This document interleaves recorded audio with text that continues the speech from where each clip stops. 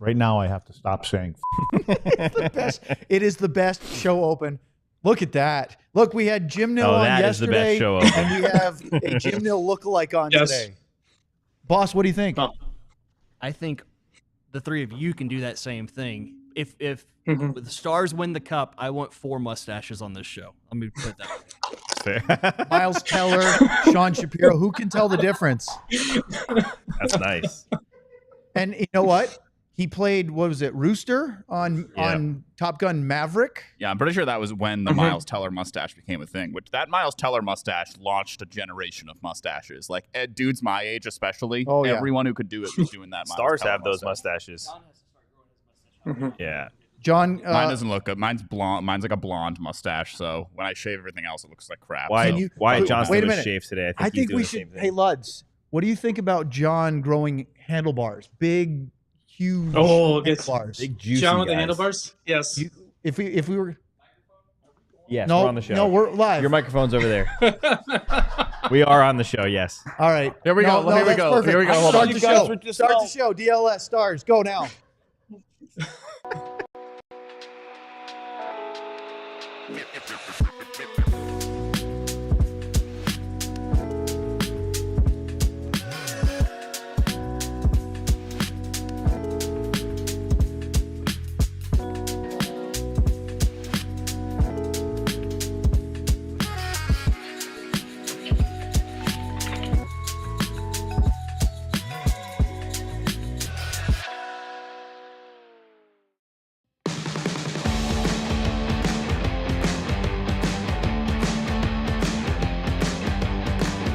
Boy, whether it's entertainment in the studio or drama at the podium, do we have things to talk about today on the DLLS Dallas Stars Podcast. Craig Ludwig now has his microphone in front of him. Sean Shapiro is live, looking very much like Jim Nill. Sam Nestler and I are sweating because apparently our AC decided to fail, and it's warm in Dallas. It's beautiful outside, but we're kind of baking in here. So if you see us doing an extra shirt wave or two, Stay hydrated. well, you're going to have to make a bathroom break if you keep drinking Multiple. that. Look at that. Burned oil, super chat off the hop. Oh, look at that. Brendan Smith and Oscar Beck. Awesome mustache, Sean. But I think if they do that, don't they have that? Fireworks. I tried to get a mustache pun in there, and I didn't. Yeah. I failed hard. All right. Mustache you a question. Come on. What question would you must ask me? I don't have one. Thank you. Hey-o. Thank you, everybody. All right. Sean, I know you have some details on the Carolina side because I haven't listened to Eric Tulsky, who spoke yesterday. But we're going to start with Sam because Sam and I were at Stars practice this morning. Sam, I know you're ready for this. Oh, born ready. If you're not ready, well, be ready. Okay. So Stars had practice today. They flew back from Vancouver after the game on Sunday. It was a long trip back. They had 2 days off, and now they have practice today, tomorrow, and then they fly after practice tomorrow to Winnipeg for a game at the Jets on Friday night, and then a huge reunion for Rantanen in Colorado on Sunday afternoon, a 2:30 game Central Time. So in between that, we go to practice today. First practice for Mikko Rantanen as a Dallas Star in Dallas. He is on the team. I confirmed it. Yep. We saw him, and instead of doing the normal in the locker room, aka dressing room, that's good. They actually pulled Rantanen into the press room at the practice facility in Frisco at Comerica Center, and they had a full-on media availability with Rantanen, Pete DeBoer, and then Wyatt Johnston. We're going to talk about all of that. And because it was his first time in Dallas in front of the Dallas media, local TV was there, a couple of writers that we don't normally see, including the Dallas Morning News columnist Tim Kalishaw, who Sean made a great callback about Pete DeBoer's love of the media from last playoffs in the conference final when he and Pete exchanged words in the morning and then made up the next day. So, Sam, with all that set up, Mikko Rantanen came out first, and he said a lot of great things. He was happy to be here. Why? But he also immediately stepped up and disputed some claims coming out of Carolina.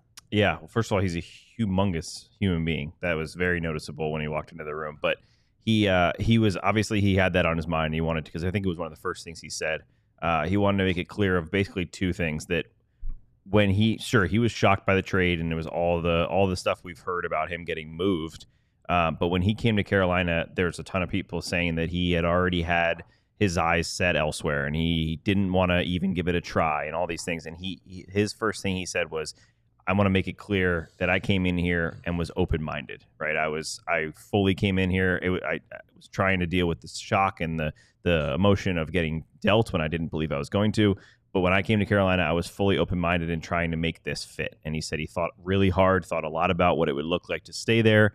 And even said that he didn't have teams that he wanted to go to when he came in, which was another kind of rumor around the media, was that when he came to Carolina, he basically had 4 teams that he was handing Carolina, saying like, I'll go to these teams and nowhere else. And he said that's not true. He said he gave it his best shot. He worked hard on the ice, worked hard to try to fit in off the ice, and really thought about what his future would look like. Now, about a week or so before the trade deadline, he started to really think about that again. And he said that basically he looked at it on the ice and he looked at it off the ice. And he said on the ice, the fit felt like it could be better.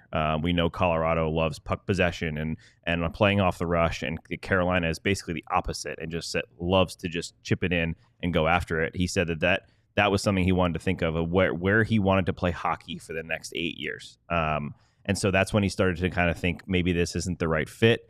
Came together with 4 teams, 4 or so teams that he would go to, obviously one of them being Dallas, and the teams that were interested in, and was talking to them or was trying to figure that out. And he actually said something really interesting, that he believed leaving now and getting traded, doing a trade and sign, would actually help Carolina rather than thinking just of his own future. He said that he was thinking about Carolina and saying, he could leave in the summer and they could get nothing, or we could do a trade and sign. I could go somewhere that I believe I would enjoy living and playing hockey for the next 8 years, and they can get something in return. And we saw that they clearly got a good package in return for him, rather than just basically losing him for nothing in the summer. What do you think about all that? I mean, to me, that's returning fire after stuff that was coming out of Carolina. And Sean, I know that you were listening to Eric Tulsky, who was on was it a podcast yesterday? He made some statements about the trade. And so tell us, from what you heard, what was coming from the Hurricanes and why Rantanen felt the need to fire back today. Yeah, I mean, this is effectively, it's too, right now, it's just to kind of like phrase this feels like it's 2 sides after a breakup, right? Like, yeah. And that's what it is. Like, it feels like it's 2 sides of a relationship where the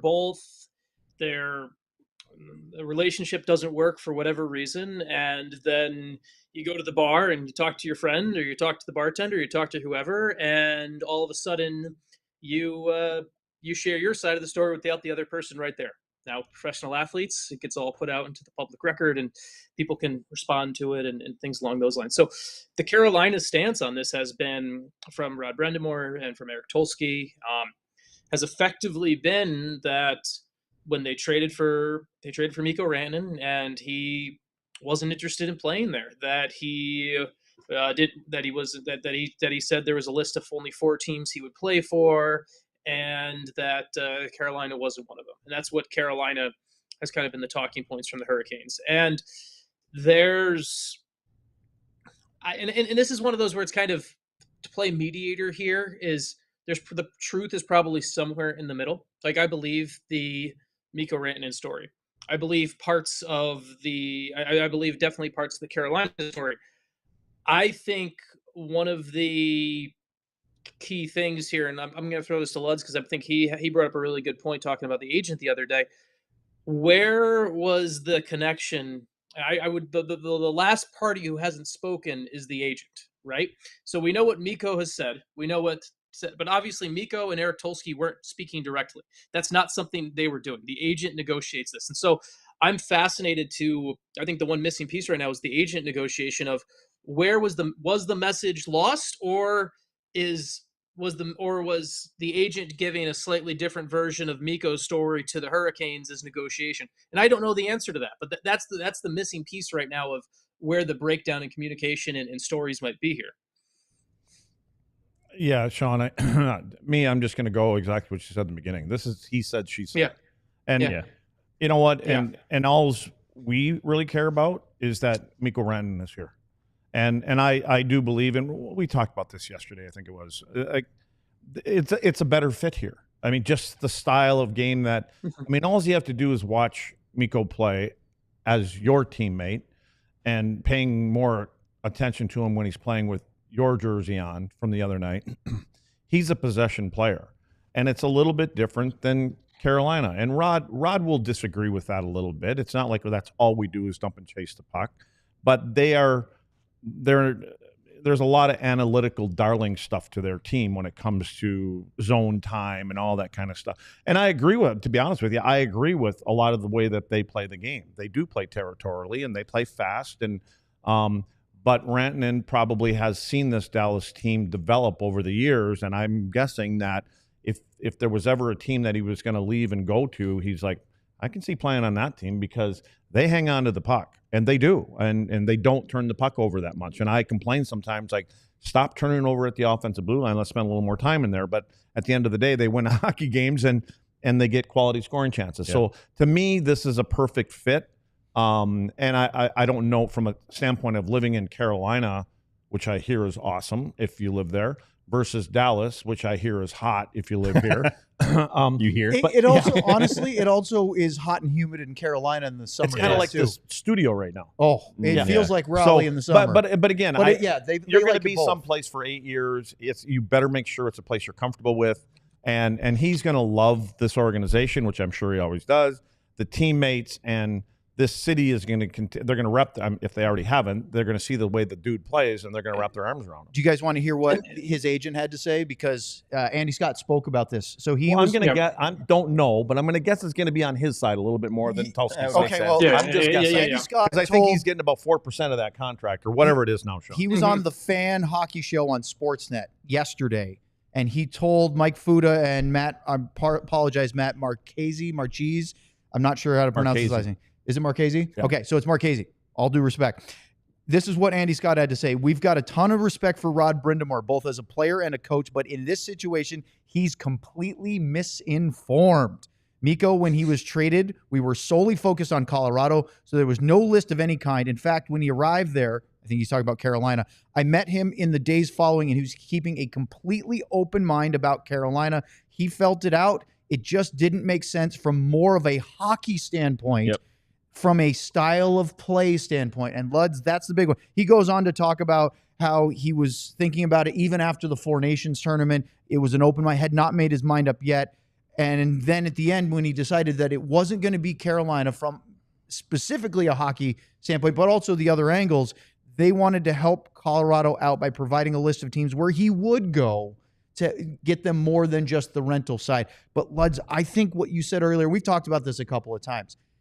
The next 8 years of playing this style of hockey under the Hurricanes Brind'Amour system versus what the Stars do was a huge factor. Yeah, and again, from Tulski's standpoint, of course he's got to save a little face there. He's got to cover up for why didn't you have something in place before you even came here? Yeah. I mean, there was nothing, and so.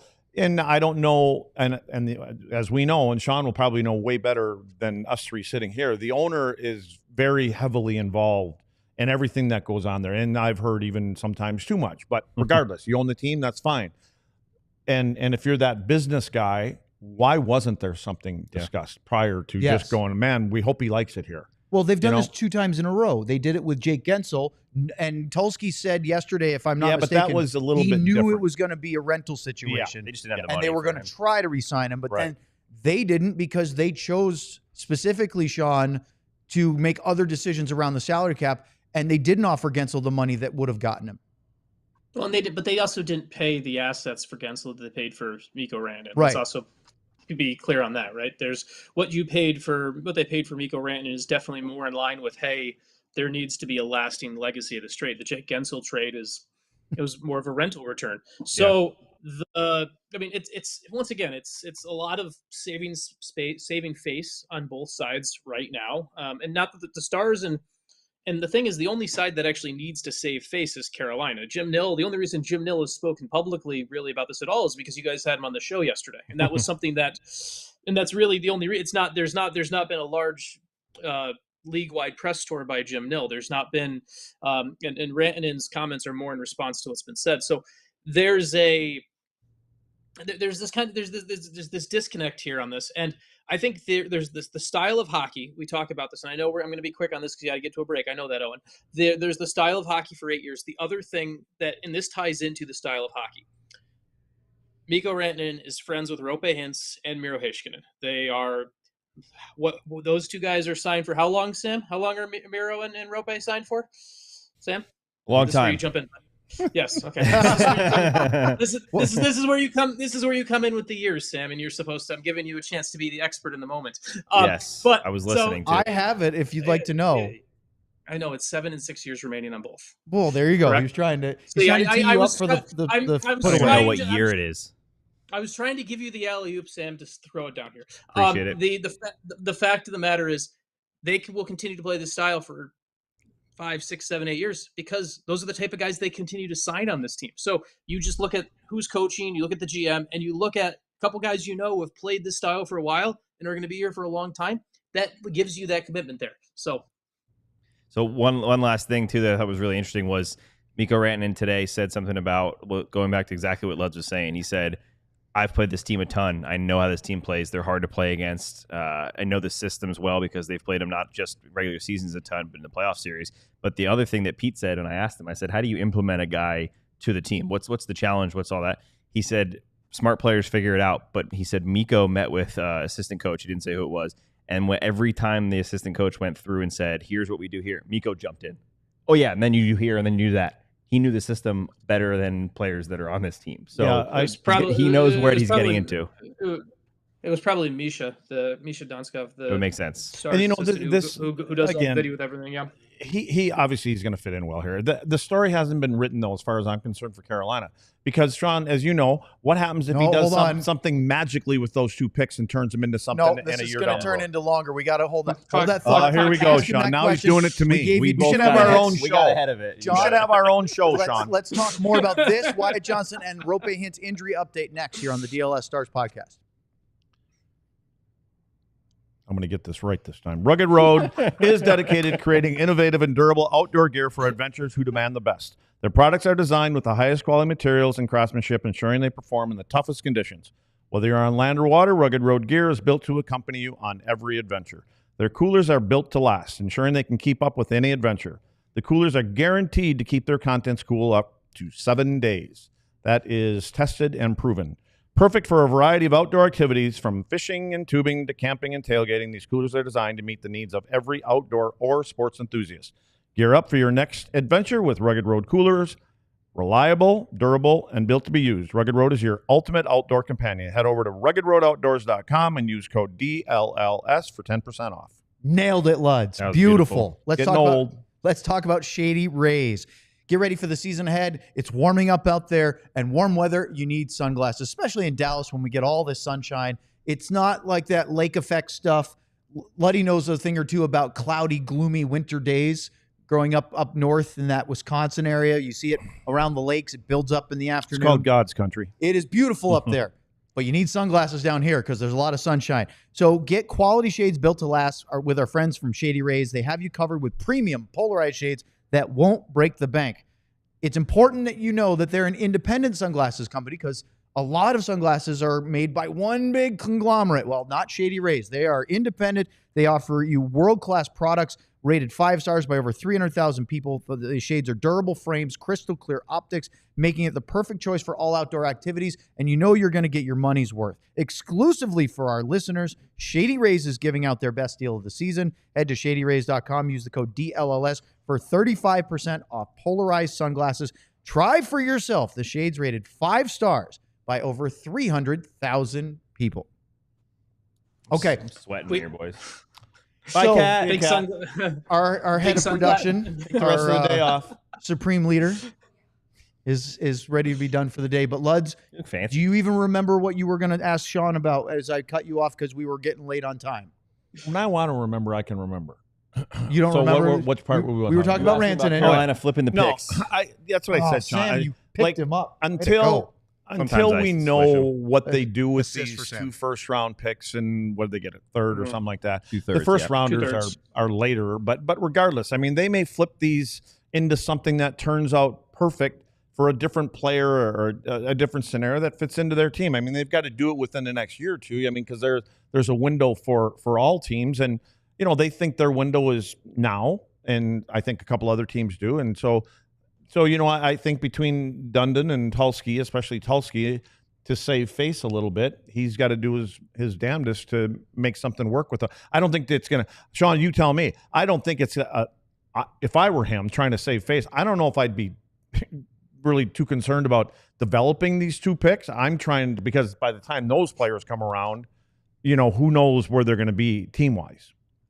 Well, I mean, we keep saying save face. I think it's more and more of, there's been this narrative of they lost a superstar. And I just go back to the end of the day. I'm in the camp that I know it looks bad that they traded for Rantanen and they didn't get much for him, or not that they didn't get much for him. I actually think they did really well with their asset flip. I think flipping Natchez and a 4th and a 2nd, I think it was, And Drury. And Drury for Logan Stankoven and 2 firsts and a 3rd. That's pretty damn good work by a general manager, and Taylor Hall too. We keep forgetting they got Taylor Hall. Do you think that hurts them right now for their playoff run? I mean, look, this is not a disparaging comment on Logan Stankoven. I like him as a player, and I think he'll do well for them. But Marty Natchez was an established veteran scoring presence on their team. Is losing Natchez, not keeping Rantanen, in the short term, making it harder for their playoff run, even if they get more picks for down the road? A little bit, yeah. I think that's a fair sentiment. I also think there's a reason that Natchez was the one that they were willing to part with in the Rantanen trade. They were willing to move on from him to. I mean, when they made the trade for Rantanen, Eric Tulsky said, "Until you have the 20 best players in the world, you keep making trades." And so that was how they kept flipping things. And so, are they not as good as they were 72 hours ago, or however long it's been now since the deadline? Geez, I have no idea how long it's been. 6 weeks at least. Yeah, but they are better than they were 6 weeks ago when they made the trade for Rantanen in the first place. The team is a little bit like Natchez to Stankoven, a little bit of a downgrade, but we've all seen Logan Stankoven. We've seen kind of the instant fit there. I think Carolina is, as a team, if you're a fan of the Hurricanes, and I said this to you, Owen, when we were talking off air before this, one of the big parts right now is the both markets need their proper narrative. And for Carolina, it's a little bit more important because you're the one that lost the bigger name. So for Carolina, the larger long-term play is this needs to become the Logan Stankoven trade. It's not the Mikko Rantanen trade. It becomes the Logan Stankoven trade. That's the thing where right now you need to talk about, hey, we got Logan Stankoven. We traded for a first-line player. He's playing on their first line.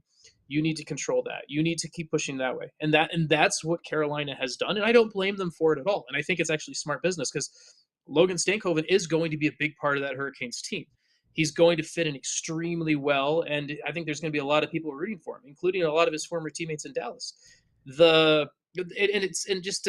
you go through and you say saving face and what I think the bigger thing that Carolina and just the reality of entering the room right now is there is time where when Carolina does something a little bit outside the box, a little differently.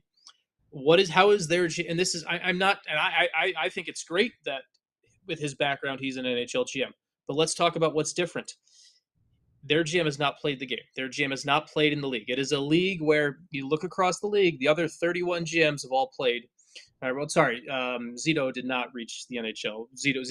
Bill Zito did not, but the other, someone can correct me if I'm wrong on that, but basically in the day and age, the NHL GM is effectively, in 99% of cases, I'm sure someone in chat will already update me that I missed one, but they've either coached or played in the league. Eric Tulsky did not coach or play in the league. He's worked his way up there in a separate route, and so when you're dealing with former players, there's a background that he has to develop with this group of peers he has to work with. Luds, just go right to you on this, right? Like there are, if there's someone who played in the NHL, even if you didn't know them personally, there's an instant background connection for you two, right? Even if you didn't know them, say someone who played for Winnipeg while you were in Montreal and you're only a teammate, but you come across them now, you both played in the league, there's an instant connection for you guys. Eric Tulsky doesn't have that playing background. And I think there's part of that for him as a GM within this business that requires a little bit more of this explaining and back and definition, because there's times where there's always going to be people who are going to say, he didn't play, he can't do this job. And there's always going to be that thing he's going to be fighting against in this job until more people like him are the norm. I can't wait to hear this. Well, no, you exhaust every single resource you have. I think just any time you're picking up a player, I don't care which player it is, I think you always want to. And it was one of the questions I was going to ask Jim yesterday, but we were getting a little long, and I didn't know if it's kind of strange to ask, like, because it happened to me once. I mean, do GMs reach out to current players and say, listen, and again, because you don't want that getting out, and you got to know who you talk to. Like, we're thinking about bringing in this guy, and because the thing that was posed to me, it was like, can we handle it? And it basically meant, can we handle it in the room? And my immediate response was absolutely, because I was very comfortable with our group. But I think that should happen more often. I just don't know if that's a fine line to ask it. But any move, you have to dig deep. And I just think to look at numbers and records and talk to the other GM and a couple coaches, get in deep, go find out who his roommate was. Like, go talk to his roommate. Try to see if you can get a hold of his roommate. If you can do those kind of things. I will say, with all this talk that we're doing, there is one guy I think that's kind of happy the conversations are all going like this. This is Rod Brind'Amour. Because nobody wants to, it's kind of left everything. His initial response when this all went down, his last line in the press conference was, why didn't we have a deal in place when this guy came here? Yeah, and that line has kind of gone away. Which, so for people listening, why does that stick out to you so much? Because that's a shot at the GM. I mean, it's plain what it is. And I don't think at the moment he said it, I'm guessing that he was disappointed that the player wasn't happy there to start with. Because you're looking at that guy, you're going, man, we got to do everything we can to make this guy want to stay here. Because, again, that's the piece that you think can, just like Dallas, we think that's the piece that can get them to the promised land. So, I think that if Rod could, he'd take that back. And that was just in a moment that everything was going down. But with all this outside stuff going on, not talking about that. And I probably shouldn't have brought it up because somebody will say that something down the road. I'm sorry, Rod. So this seems like, I wasn't going to ask this, but it seems like an important question with all the stuff you're saying and how Rantanen felt. Do you think Carolina playing the way they do can win a Stanley Cup? I'm not going to come. Well, the only reason I don't think is because for me, I think of their goaltending. Well, not even necessarily their roster right now. I mean their structure, the way they play. Because Carolina's been one of the top 5 winningest teams in the regular season for a while now. But they keep falling up. I think they can come out of the East. I do. So that means, yes, they can win a Stanley Cup. You got to get there in order to get the opportunity. I do. Well, right now, I don't know how the group is handling it. Like right now, I don't know. I mean, because you know how I am, and everybody's talking about the negative side of this in Carolina, and the players are hearing it, and the coaches are hearing it, and so it's a distraction. It's just something that's in that room, and I'm sure I don't know Rod Brind'Amour that well, but I'm sure that guy's like, dude, we got to move on, guys. It's over with. Done. We have a chance. And Luds, can't this also be used in the same way that, like, you got to move on from it, but can't it also be used in the same way where in Washington, inside that locker room, not a single player from the Capitals was picked for the Four Nations tournament? I know the coaching staff in that room has gone and said, look at this disrespect. They said, F you guys, none of you guys are worth it. They've used that internally in Washington a bit, and they can't use it the entire time. If you're Rod Brind'Amour, you don't use it. You got to move on a little bit, but at some point you go and say, everyone who's in this room wants to be here. And that's the narrative you use. Everyone who's in this room wants to be here. F anyone else outside of this. They said F you. We're going to go prove everyone wrong. People want to be here. That's a narrative that Carolina can use internally to drive as a motivation thing to drive when you need it. That's something that, like, you move on at some point. I'm not saying you hold on to it all year, but it definitely can be used as internal motivation here. Yeah, and you rally around that, and ultimately the line is always like, the only thing that matters is the guys that are sitting in this room right now. That's it. Everything on the outside is just the white noise, and we don't play that way. And I would believe they already know that. I think Brind'Amour has already got those guys dialed into that. So I don't think this should be a big problem for that group because of the way that he's molded them after himself, because that was the kind of player he was. And he goes through the wall for his teammates when he played, for himself. And he right now will go through the wall for the players that are currently in that room. More on this. We have some Wyatt Johnston updates, Roope Hintz, as we continue here on the DLS Dallas Stars podcast. Let's talk about one of our newest sponsors, Timeline. The cells in our bodies are the building blocks of life. Timeline is a supplement that works with those cells to help give you more energy, feel strong during workouts, and preserve health and mobility as you start to age. The patented ingredient is MitoPure, a postbiotic nutrient that clears our dysfunctional mitochondria, aka the battery packs of our cells. Once again, a lot of science, but just nailed it really easily. Get ready to be your best, most energized, most revitalized you. I'm talking directly to you here, Luds. Directly to you. Right now, Timeline is giving you 10% off your order of MitoPure. I'm energized. Go to timeline.com/DLLS today to get started. That is timeline.com/DLLS. I'm a machine. Boy, you want to get Luds going, just ask him about his energy and maybe his libido, and that would really get him to spout off. That's no pun intended. Personal. Let's talk about Game Time. It is the best way to get tickets, especially if you're thinking last minute or maybe you want to get a deal. I know the things are going a little bit south right now with the Mavericks, so if you want to maybe get tickets for less than you might otherwise do, Game Time might be the perfect place to do just that. Go to gametime.co, or better yet, download their app. They have a new feature called Game Time Picks, which makes getting tickets for events even easier. It filters out all the fluff to show you incredible deals on great seats, so you don't have to waste time searching through thousands of tickets to find the best value. You go on their app, you go on their website, you click all-in pricing. I like that one because then you can see where the tickets are available, what the view looks like, and what the price is, including fees out the door. No surprises at checkout. Take the guesswork out of buying tickets with Game Time. Download the Game Time app, create an account, and use the code DLLS for $20 off your first purchase. Terms apply. Again, create an account and redeem the code DLLS for $20 off. Download Game Time today. Last-minute tickets, lowest price guaranteed. Boys, it's hot in here. Yeah. Are you feeling that now? I'm starting to really feel the heat here. I didn't know why I was warm yesterday when we were talking with Stars GM Jim Nill. Now I know it's because the AC's not. This leather chair will never be the same. Well, you get a little lower back sweat on the T-shirt against the chair by the end of this one. But every time that's what I'm worried about, the lower back.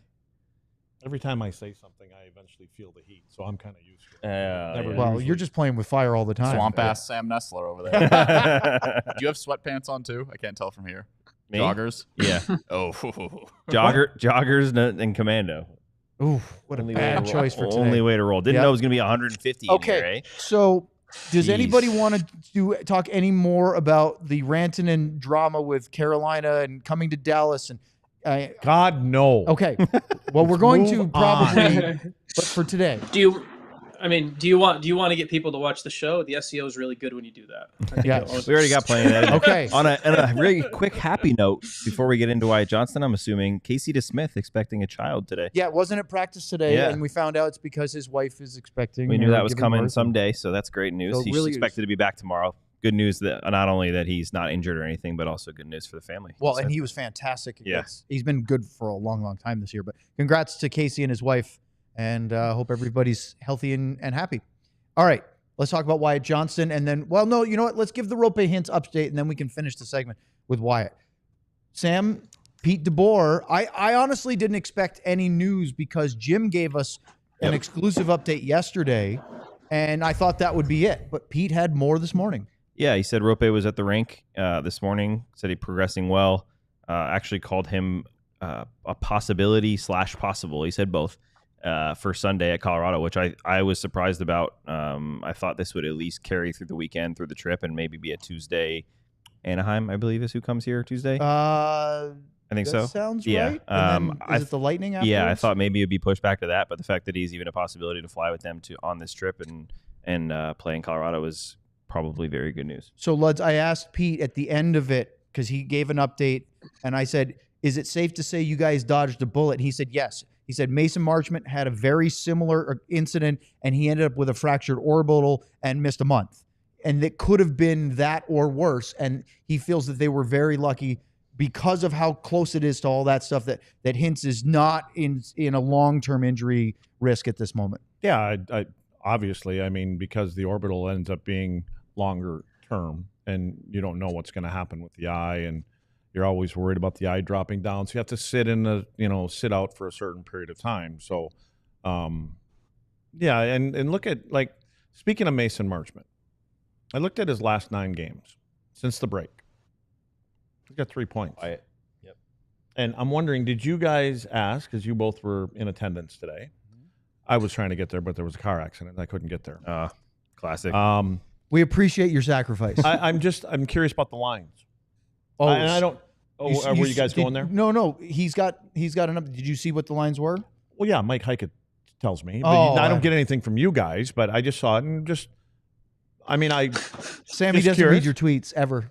He doesn't listen to me when I talk directly to him. Tell him now. Why would I be surprised? I said, no, he knows them. Are you asking for more explanation on them, or? Well, I'm just curious. I mean, things are juggled. Yeah. I mean, I kind of get maybe why Rantanen's not up there, but I was just curious what his feelings were. I'm sure you asked a hard-hitting question, right? We didn't ask about lines today specifically. Oh, you didn't? No, there were a few other things going on today that we were talking about. Well, because it was right after Rantanen spoke, so that was top of mind with Pete to talk about that and getting accustomed to him and all that. And they don't mean anything today. No, but no. I honestly think it's something that we want to ask him tomorrow, because when Sam showed me the lines, because I showed up mid-practice, they were still practicing, but I wasn't there at the very beginning today.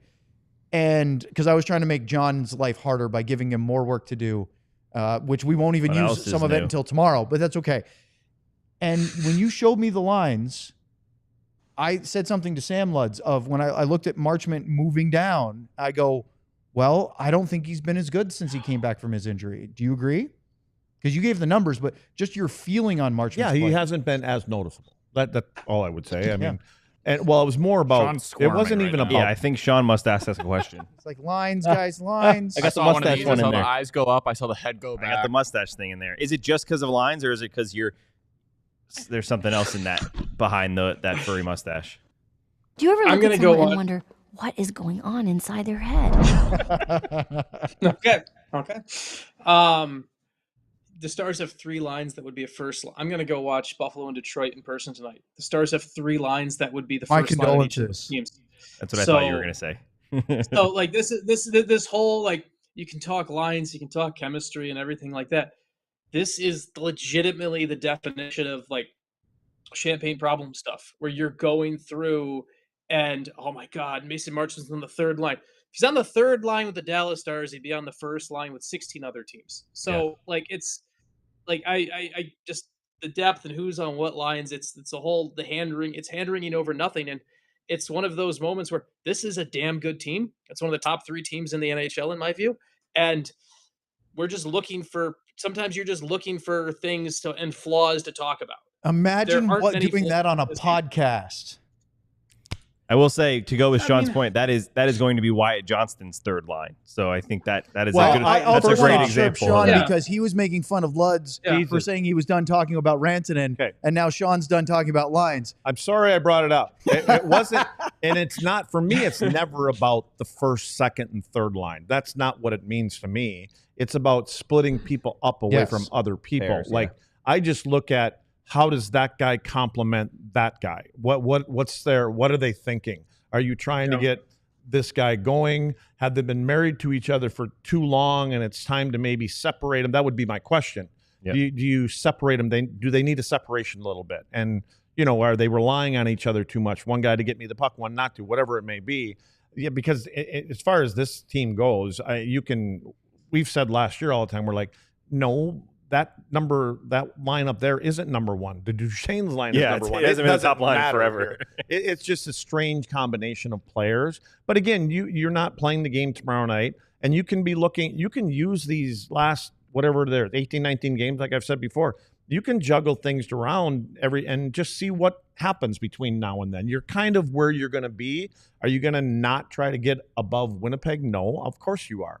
But this team has the ability with the 9 players that they have in the top 9, they can get points out of games playing wherever. Yeah, of course. Do you think, like two questions. One, does Pete have a list of how many line combinations in his pocket in a game? Yeah, I don't know if he carries them around in his pocket, but I'm sure there's a do full of them. Yeah, and do you think? And you would rank them? Do you think coaches have? This might just be like a running list throughout the year, but do you think Pete goes into a game and has, if Wyatt Johnston has to leave the game for an injury or something, yep, we have this. That's all part of this. And like I say, I think you have pairs because I think you always know it's harder to say, man, these three guys are going together, which last year we knew the three guys that were going, and beginning of this year. But I think when you can find the pairs and then find somebody to complement them with, when you find those two guys, like Jamie and Wyatt work really well together, or Roope and Robo work. I mean, you can tell when two guys are in sync, and Robo and Roope have been in sync. Yeah, right. They've been in sync, and so I'm just curious. Let's talk about Wyatt for a minute because he was the last guy to speak in a formal press area as opposed to just informally in the dressing room. And he came out after Pete DeBoer, and Wyatt hasn't done this a lot. Pause. Go ahead. I think the AC guys are in here. Well, that means that you guys want to come on? We need an update. We need a live update. Cool it down. We'll feel so much better. We need a translator. So Wyatt comes in. How we doing? We're doing good, guys?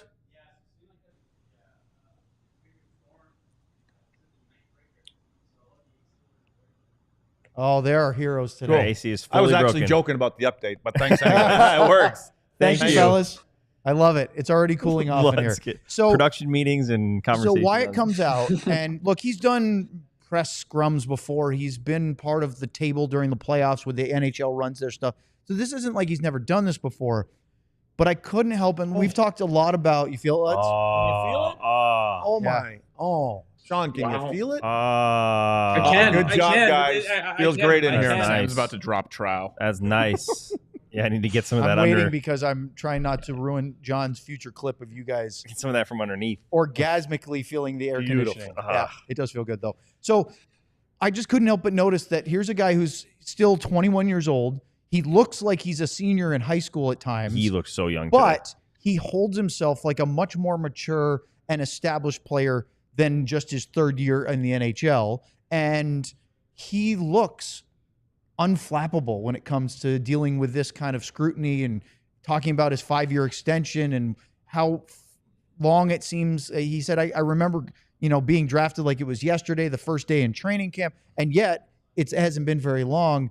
And he said multiple times, guys, one of the reasons why he wanted to get his extension done was he loves it here. Yep. He likes living here. He likes the weather here, especially during the season. That's important. Like the February, doesn't March. necessarily say it's Dallas summer, but during hockey season when he's here. And he said that the people here in the organization around Dallas, very friendly. He really, really likes that. You talk to him more, Sam. Go ahead. Well, you played here. That's why I was curious. I mean, John, you have any comments? No, I was actually Neither one of curious. these two wants to talk. I was curious because I think Luds has it. You were in the organization. Hey, you were at the presser. Any major takeaways? No, Wyatt's you said it all. Wyatt's excited to be here. I mean, it's funny to hear him say that what you just said about how it feels really fast, but also feels like it's taking really long. And I think Sean was saying that now he's 21 years old. He's played like 200 and something games in the NHL. He's way beyond what a normal 21-year-old is.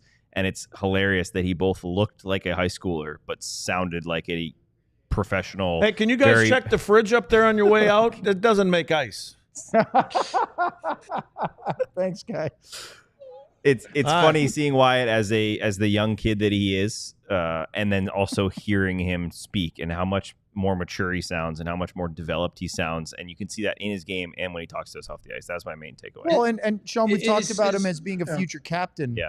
Material. So I can't help but look at him kind of scrutinizing how would he handle this, and I think he'd do quite well, frankly. Well, he already has a letter, right? Yep. Like he's wearing Sagan's. Yep. No. But so I don't have this in front of me, so I haven't been able to look it up. But is he the youngest? Is the youngest player wearing a letter in the league this year right now? I don't know the answer to that. Well, this is homework. Is Bedard What's still, Bedard though? You know what? Bedard didn't have a letter last year. No, they didn't give Bedard a letter.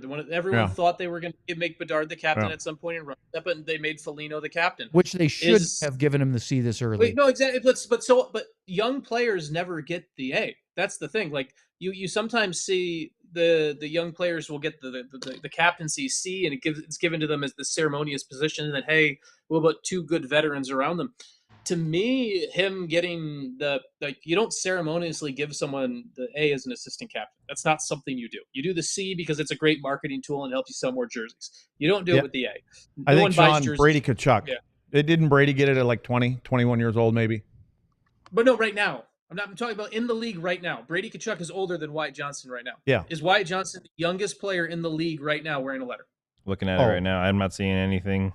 Yeah. Well, you know what? Here's a question I have for everyone. Why are we, like a year or two ago, weren't we talking that the next captain was going to be Miro? Yes. And now we've changed. No. I didn't. I've heard that numerous times. I'm sure lots of people. I've never said that. I didn't say no, but there were, Sean, whether you agree with it or not, there was definitely a narrative that Miro could be a future captain. Marketing. I guess it doesn't matter.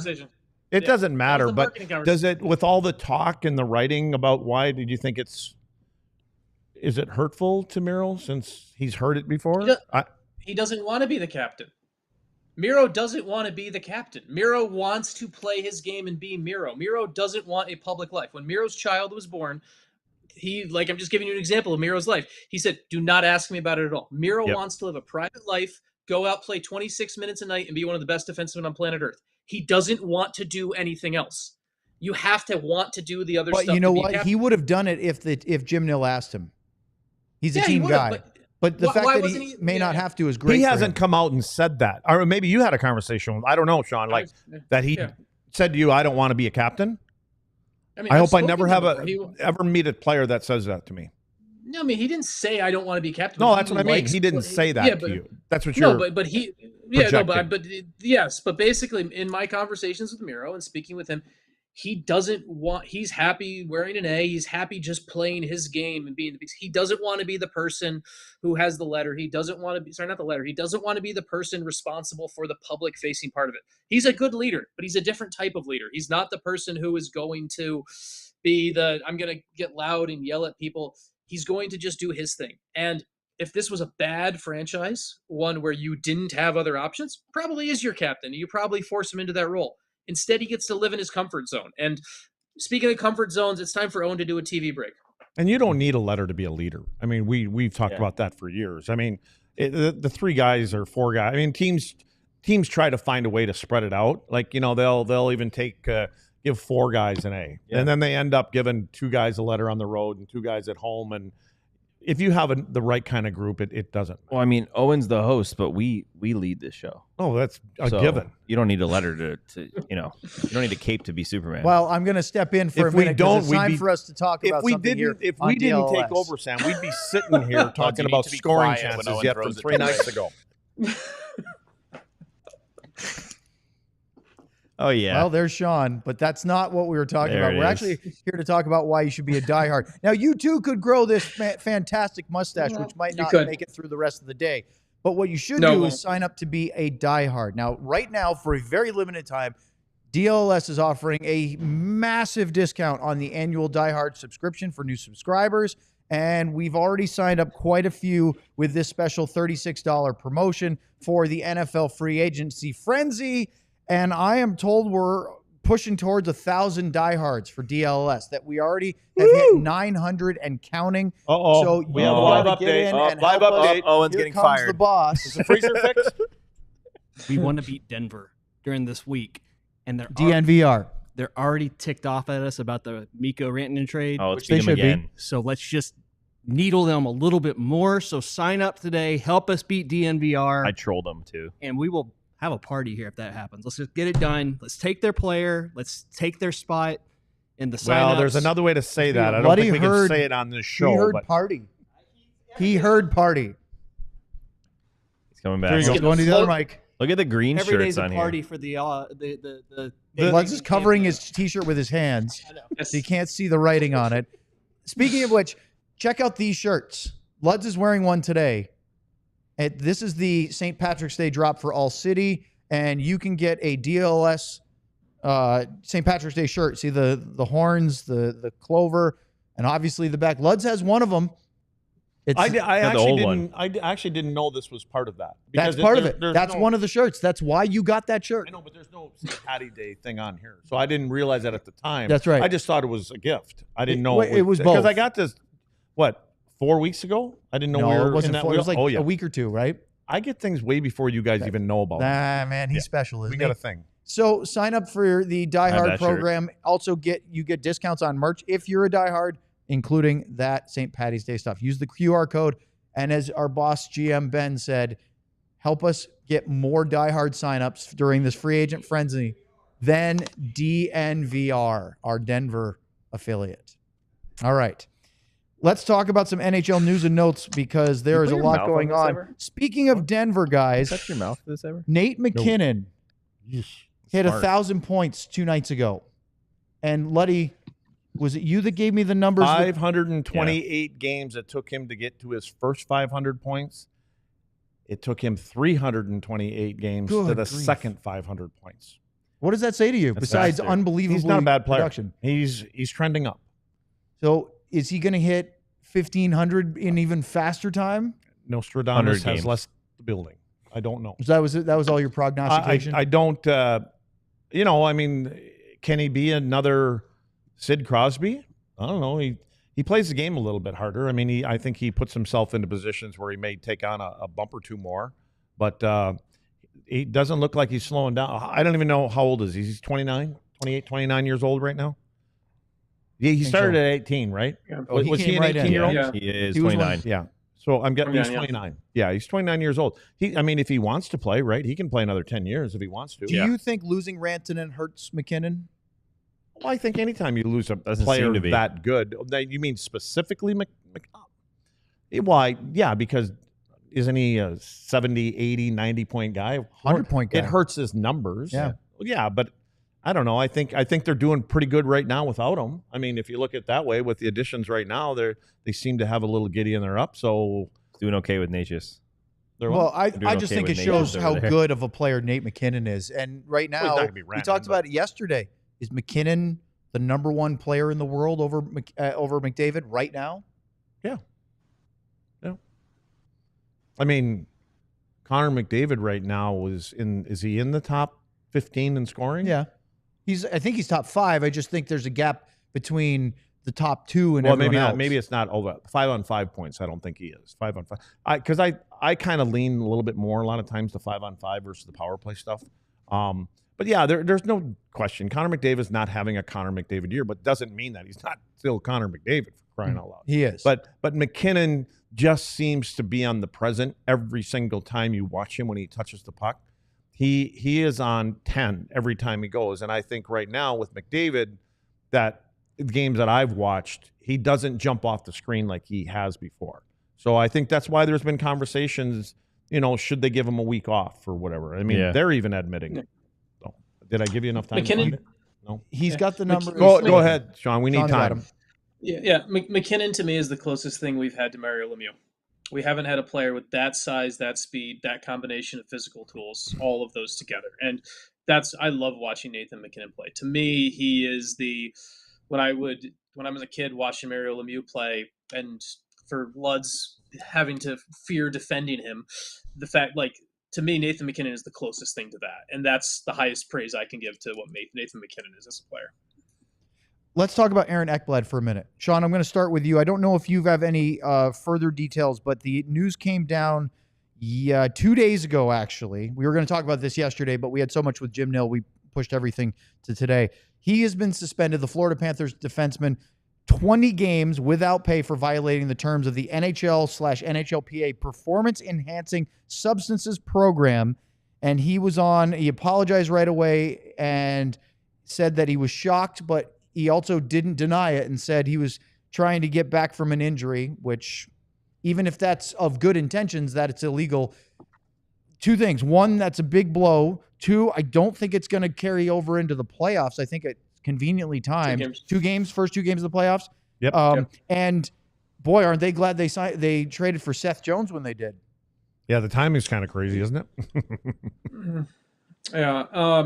Well, his defense is the exact same one that Nate Schmidt used in 2018, I think it was, with Vegas. So there's he says it's his responsibility, but he was trying to get back and wasn't aware of something that went into his body. And as a pro athlete, it's your job to be aware of what goes into your body, and that's the defense. I look at it as a little bit of the opposite in a way. Is a lot of dumb, silly things can happen in the last 18 games of the regular season. And now the Panthers are guaranteed to have Aaron Ekblad completely healthy for Game 3 of the playoffs, and they're gonna it's one of those. I know it's gonna hurt. It's gonna hurt. Like, Florida is going to be one of the best teams in the East. They're going to get a completely healthy Ekblad, motivated. Seth Jones is going to get a little bit more time to acclimate, play some larger role than he already was stepping in, and I just don't think this is going to hurt Florida at all. So it's.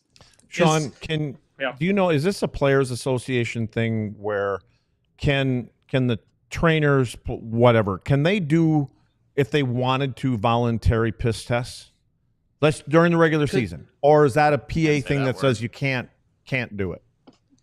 It's, as in, like, the players could, like, the trainers try to get it from the players? What do you mean? Like, I mean, I feel like I'm thinking, the reason I'm asking that question, if you're a player, I know it's always, I didn't know this was in there.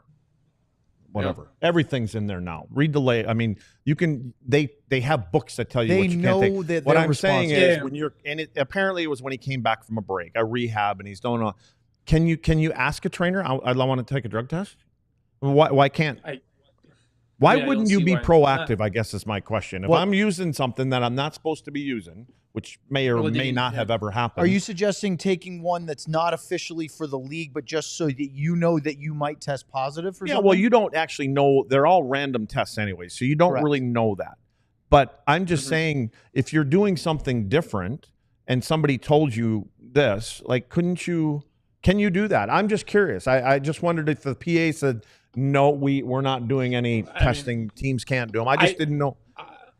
If it's player driven, I guess there's it's a good question, as I don't know the answer to that. If it's player driven, players have the ability to have access to healthcare and all these other things that are in the collective bargaining agreement that a lot of players don't realize they have, right? Like, something that was like, if, for example, if you're a player and you want to use your own massage person for your shoulder or something like that, you can go and get an outside one and the team has to pay for it. Like, the team obviously would, in all likelihood, like you. So, but that is within the collectively bargained agreement. And so if a player wanted to do that and go and... Well, you could go to Walgreens and pick them up. You know what I mean? Yeah, it's not like you can't.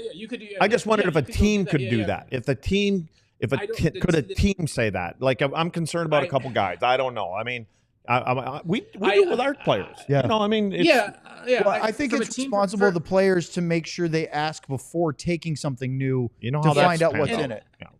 Right? They can't play dumb about it. They have to know what's going in there. They have to ask, hey, so-and-so in my camp or wherever, I heard about this. I want to try this. Is this allowed? Right? There's lots of protections for the players for what a team can and can't do to them, right? Like, it's the whole reason that the league can't mandate net guards. The Players Association has to negotiate that. So there's a lot of things like that where, yes, if the player wanted to go do it, but I think if it happened, if the Panthers like, hey, we want you to take a just in case like drug test or something like that, well, that is probably crossing a line there. Like, that is not within the realms of a normal activity here. So and Ekblad's had a hard time coming up to playoff time with injuries and things like that. He may have just took it on purpose and said, at least this way I get to play. Well, except for being suspended without pay. Yeah, I think he's been done okay. Taking timeline. There's another guy that's done okay. Timeline will make you feel younger. Yeah. Oh, look at that. Bring him back to the sponsor. Nicely done, Sam. Well done, Sam. We have Do we get that stuff free? You'd have to talk to the I've been using it for years. Man. Yeah, there's some bottles in Ben's That's office. a dumb question. We get nothing for free. Well, you have to pay attention to the Slack channel, which you still don't have. I don't even think that thing exists. Said yes. You get it for free. Seriously? Can you order me It's some? in Ben's office. Can you? You're never going to use it. It's in his office. Order me We don't even have to order it. No. You just go in Ben's office. Go talk to Ben. Walk He has over some. and grab it. Well, why wasn't I told this? You're being I'm told. telling you right now. You're being told. You're trying to get rid of me. Yeah. No. Thanks to everyone who joined on our television platforms. Make sure to like and subscribe here on the pod and check out alldlls.com. Okay. We have a couple more items as we continue here on the show, and we do have a couple super chats we'll finish with. Did you guys happen to stay up at all for the game late last night in California between the Ducks and the Capitals? Because Alexander Ovechkin did not score, so he's still 8 away from tying. The unselfish Ovechkin. I want to point this out. They right. Did you guys notice that with an empty net, he set up Alexei Protas for his first ever NHL hat trick, rather than trying to shoot for the record? Please go to Sean quick before he explodes. I saw the headline before I saw the story. I saw all the stories. Oh my gosh, the unselfish Alex Ovechkin. And so I'm assuming that they are in the offensive zone and he is right there and he did the little dink pass to. Let me finish talking, Owen. Okay? It doesn't happen here. Jeez. Go ahead, Sean. Get to the point. I think there's going to be a little dink pass there to the empty net. No, he's in the defensive zone. There's a man coming on right at him, so he actually makes the play anyone should supposed to play. If he tries to shoot there, everyone's like, "Oh my God, Alex Ovechkin, empty net, will shoot." There's a guy right in front of him. He makes up it's an assist, yay, but it's not this it's not a headline worthy the unselfish Alex Ovechkin. So it's a hockey play. He just doesn't want to give Ovi any positive. Right. Well, take a look. So you're trying to say you don't think that the captain knew that the kid was sitting on 2 goals and had an opportunity to give him the puck for a hat trick? I think the coach knew the kid was sitting on his first hat trick and put it out there. The coach didn't give the puck to Protas. It was Ovechkin. No, but I know. But I also think the player took a good route. And then a hockey player made a hockey play. Like, to me, it's a pass from the defense inside their own defensive zone to thank someone. Goodness he didn't make a golf play. Yeah, but Ovechkin always shoots the puck to the other end of the rink from his own defensive zone. He was on his backhand when he got. He tries. Well, that doesn't stop him. That doesn't stop him. He can use the boards. You never know what's going to be the triggers for people. Oh, for I the love show. it. Yep. You never know. Yeah, line combinations, unselfish passes. empty netters. But the one thing that we should talk about is Protas, who now has 28 goals. Yep. Had 13 goals in the last 3 years, and a year ago or 2 years ago, whenever it was, they signed him to a 5-year contract of $17 million. How do you prognosticate that? He came in 3 years ago, he had a total of 13 goals. Right? Yep. And then they're paying him $3.5 $4 million does it help a year. that he has mutant size like Mikko Rantanen? I know, but he had human. mutant size when he was probably 12. Funny, he had 3 goals and 6 goals and 8 goals or whatever it was, and you can see into the crystal ball. You're going to give him a 5-year deal, and you want to talk about. I'm telling you, we're all on board here for Jim Nill, right? Winning his 3rd straight. Yeah, he could. That could be the dude. That team, what he's done with that, and the coach obviously too. I mean that, but funny. But anyway, I don't know. Well, you brought it all back because I looked up. Connor McDavid is 6th in even strength points with 53, tied with him. Your boy Protas.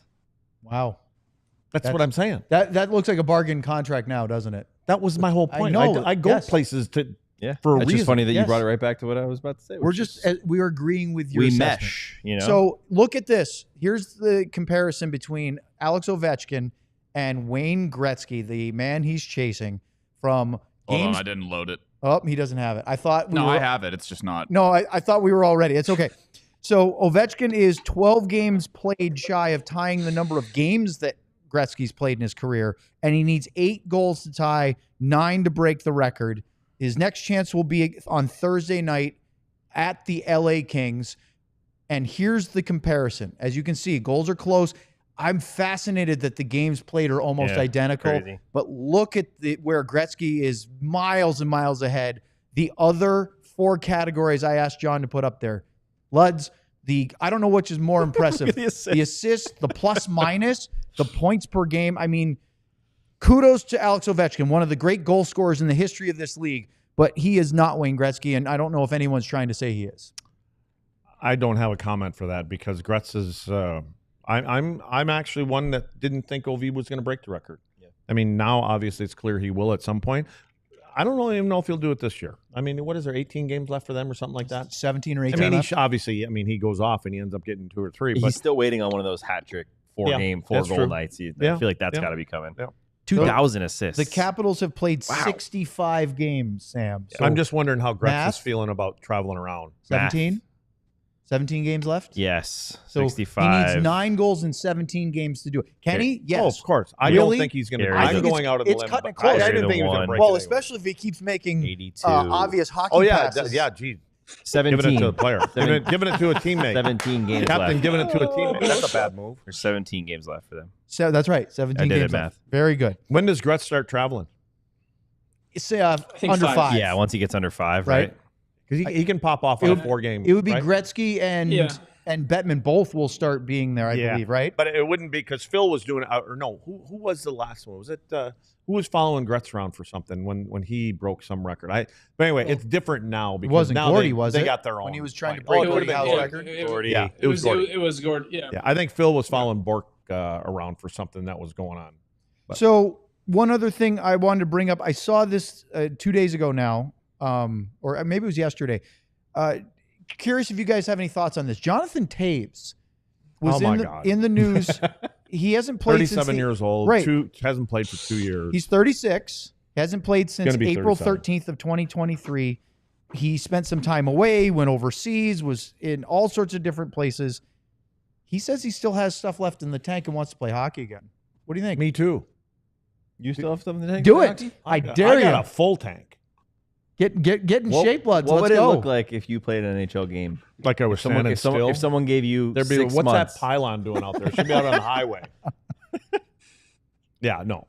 Yeah, I mean, you know what? There could be a team that if Taves comes in and shows well, just for leadership and things like that. I mean, if you're on the right team, I mean, why not? I don't know. I've been out of again. It's one thing coming back early 30s, and you know, I don't know. Maybe he's been playing with some junior team or whatever. Not from what his pictures and stuff Right. he's showing, he's been very far away from ice. Yeah. I think he's just what is it? He's been skating the last couple weeks. Yeah. He said, according to the Athletic, he was in Costa Rica surfing, and then for the past couple weeks, he's been skating in Arizona. Oh, he's ready for sure. He should So, come back right Sean, now. Sean, if Come on you're a back. GM out there, and maybe it depends on which team you have, what team do you think would benefit and have interest in a guy like 36-year-old Jonathan Oh my Taves? God, is he gonna say Detroit? Is he gonna say bring him back? No. Brinkett and Okay. Kaner. Reunite the Blackhawks. Oh, man. No, Bring on Keith. Detroit already has way too many players that are older and underperforming, and this is all due respect to Craig Smith, but they went and flipped a younger player for Craig Smith a week ago. So I have no idea why Detroit would. I mean, not Detroit. The one that fits is the obviously very dumb one, just because they have all the cap space and to do it, and it's the people would love it is. Why couldn't he go back to Chicago? Yep. Right? Like that's the one where he could go back to Chicago on a league minimum deal, play and that way if it fails, it doesn't hurt quote unquote legacy. It's like, hey, we can just instantly move him into a organizational leadership role. To me, that's the hang the safest, jersey up. simplest. What to me, that's about the hey safest, simplest Sean? way. What about if we had him go east and try to help get John's favorite team squared away after all the tumultuous times that the Bruins have been dealing with? You think John's he's going to go to favorite- non-playoff Do you want to say it or teams? do I want to say it, Sean? Go ahead, John, please. No. One thing I would love is him helping the Stars. You know what? One of my favorite things about the DLLS Stars podcast Nothing. is that I constantly will set up any one of you four for anything that you could then speak about for content for our viewers. And almost without fail, I get single word responses. I have an Here's answer the to world's this. smallest violin. I would right like here. to thank all of you I have an answer You to get this paid question. to host a participating hockey podcast. in the Suck it point up. of our show of talking about Stars. Okay, we do have a couple super chats. I was just gonna say I root for these guys. That's the main thing I think of when you bring them up. I root for Landeskog to play again. I Sure. root for Taves to Yeah, play again. it's a good story. That's the main thing that I follow when I see this. All right. John, we bong. had a couple super chats. Naven, we know now. I think DeSmith and 99 Yeah. Cup here. I think Lamorello, McFarland, Trotz, Davidson. Was that the list of GMs that didn't play in the NHL? Yeah, GMs who didn't play in the NHL, I think, and I actually jumped in the chat while we were going here at one point when I was getting cut off by someone, and just to say that Who could that have been? well, right there. The Thank fact you. of the matter is, yes. The point is, and I said in the chat there, but one of the points is it's not just I said playing in the league, but there's also like Trotz coached in the league, and a couple other There is, but the moral of the story is about most of the NHL GMs are former NHL players, and that's just one of the realities right now. Put Barry Trotz on skates and let me see it. I want to see Barry Trotz on the ice. That's what I want. Well, I mean, he was a coach for years. I just want to. I'm talking about playing. Like, I want to see him going into a corner with somebody and just putting him through the glass. Sam, you never covered Hitch on skates as a coach. That was even better. Why don't you ask your buddy to the right about? Is he talking about John Davidson? Kyle Davidson. Pete Davidson. Well, you got a laugh out of it. Bing bong. Burned Oils with a Lundqvist and 17. I forgot. Cogliano. Was he? No, Yeah. he was 11. Yeah, right. I think he wore 17 in Anaheim, didn't he? Devin Shore. Devin Shore is a good one. I like when Devin Shore wore 74 with another team. Nick Camano. It rhymed with his name. Yeah. Devin Shore is my favorite. I'm gonna steal this moment, Owen. Devin Shore is my favorite Jim Nill post trade story. After Devin Shore got traded, we're at the Stars practice facility and a couple of Stars managements the day after the trade happened. And so Jim is walking by and he asks the little kid and his dad are there after practice, and Jim's talking and Jim's very kind and says, "Oh, who's your favorite player?" The kid starts crying in Jim's face and says Devin Shore was his favorite player. So So by the way, some other 17s, Cole Lind most recently. Rich Peverly, Toby Peterson, Brent Severin is on there. Basil McRae, Luds, your old teammate. I don't know the question. War number 17. Yes. That's it. Oh, yeah. Yeah. See? Amongst others. So that's it. That's it, literally. Mike McPhee. War 17. Bill Heward. What is the chat? Did you just say Bill Heward? The actual, yeah, Bill Heward was. I'm reading a text from Huey right now. Come on. Yeah, he says, I'm coming to town on the 24th golfing. Can you make it? We owe him a podcast. Look at that. Burned Oils connected the dots. We still can't find the podcast. So anyway, Burned Oils in the chat said, I've been having the best time of my life, quote, hockey watching wise, by doing it, being in the Damn Luds Discord. I couldn't recommend it enough. Stinks in here. Luds, did you know that we're going to do a Damn Discord segment tomorrow? When? Tomorrow. Yep. What's tomorrow? I got to see if I'm Tomorrow available. is Thursday. You're here. Did you gas? Did I what? Did you toot? Oh, for goodness sakes. It stinks in here. It's the maintenance guys. Oh, geez. All right. It's So coming up from downstairs. So anyway, there's the QR code. If you're wanting to take Burned Oil's recommendation and join the Die Hard only Discord channel, you sign up now. $36. It's the best deal you're going to see. It's not going to last past, I think, the next couple of days. So you better do it quickly with our NFL free agency frenzy introductory offer. Fellas, it's been a fun one today. Yeah, it's been a slice. For Craig Ludwig, for Sean Shapiro, Sam Nestler, and John Andersen, I'm Owen Newkirk. Guess what? We've got another show tomorrow, 2 o'clock Central Time. Maybe we'll get some more inflammatory conversation. Maybe not. We have lots to talk about. Thanks for joining us here on DLLS. Tomahawk City. We all silly like the mayor.